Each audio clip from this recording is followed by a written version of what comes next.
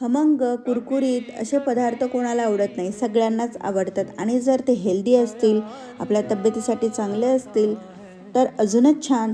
तर आज मी अशी बनवलेली आहे मस्तपैकी खमंग, खुसखुशीत पालक वडी.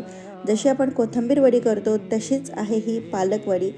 एकदम मस्त लागते खायला आणि झटपटसुद्धा बनते आणि अगदी 1 वाटी जर पालक असेल आपल्याकडे तर त्यापासून खूप भरपूर अशा पालक वड्या बनतात. आणि ही जी वडी आहे ती इतकी छान बनते की लहान मुलांना सुद्धा आवडते, कारण तेवढी खरपूस खमंग लागते ती. सोबत जर आपण तिचा सॉस दिला किंवा अजून दुसरी चटणी घेतली तर मग काय, तिची चव तर मस्तच लागते.